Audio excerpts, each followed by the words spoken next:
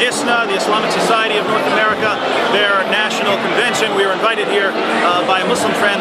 I have to say I'm very impressed with some of the presentations we've seen, not so much because of their accurate responses to questions, but because of the fact that they are trying to deal with some of the central issues. We were at a presentation earlier when they were addressing the issue of Aisha, the issue of Muhammad's wives, violence in Islam, and so on. So they are tackling the tough issues, and I commend them for that. Our friends over at 877 Why Islam are distributing a booklet. I'm also very impressed with this booklet because we look through it and we see the tough questions. We see them attempting to answer the tough questions. How can Muhammad be considered a true prophet when he married so many women? Why did Muhammad limit his followers to 4 wives when he had more than this? Why did Muhammad marry a child, Aisha? Is that not illegal?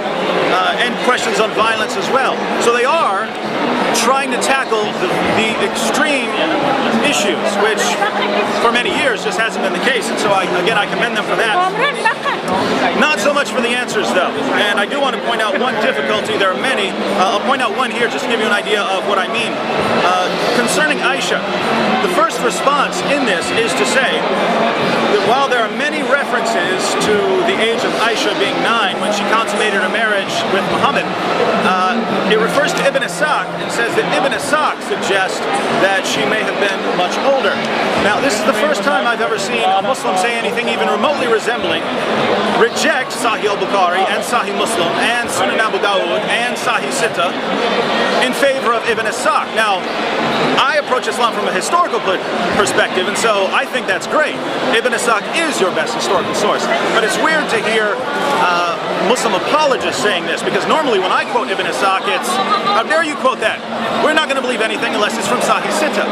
So, while I commend the attempt to achieve a more accurate historical approach, it's simply odd to say that you throw out all the clear references in Sahih al-Bukhari and in Sahih Muslim and in Sunan Abu Dawud saying that Aisha was 9 in favor of Ibn Ishaq when, guess what, Ibn Ishaq says nothing of the kind. There's a lot of conjecture involved about when Ibn Ishaq says that Aisha converted, that she had been a Muslim, she was one of the first Muslims and so on, and so they base their entire argument on a lot of speculation and conjecture when we have clear references from Sahih Sitta telling us the case. So that's one issue. Apart from this, when we watched the presentation, we saw a different kind of response, namely that since Aisha had reached puberty, this was perfectly acceptable. Now, I have to question this, namely because, again, in Sahih al-Bukhari, number 5236 and number 6130 specifically say that Aisha had not reached puberty at the time when Muhammad had consummated the marriage. This is why, according to the passages, this is why she was allowed to continue playing with dolls. Beyond this, we have more details, historical details, about when Aisha was taken to live with Muhammad. It says she was playing with dolls, it says she was playing on a swing. And so all of the evidence tells us one thing, and what we're hearing at the conference is something completely different. And this is something that bothered me, and I'll just say to Muslim apologists everywhere, if you want to defend Muhammad on this issue, don't throw out all your historical sources and say, hey, we believe she was 18 or 19. If you want me to believe that, then you want me to believe that your most reliable historical sources are all horribly flawed. If you want me to believe that, then tell me, but that would almost make you a Quran-only Muslim. I don't think you want to go there. So if you want to defend Muhammad, don't throw out historical sources. You have to say something along the lines of different cultures have different practices and Muhammad is no different.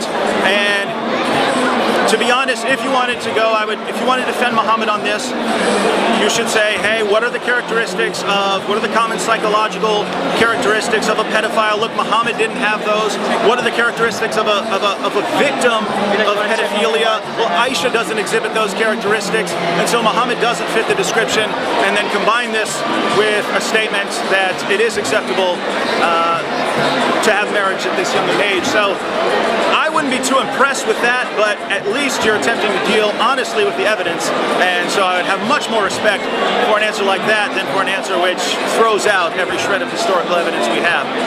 Thank you for watching. By the way, we would go ask about this. We would go ask about these things, but according to some of our Muslim friends, you're just not allowed to walk up to a Muslim booth that invites you to ask questions. That makes you somehow mean. So no questions today, maybe at some time in the future. But I encourage everyone to visit 877 Why Islam to consider their arguments and to weigh that against the evidence. And God bless you.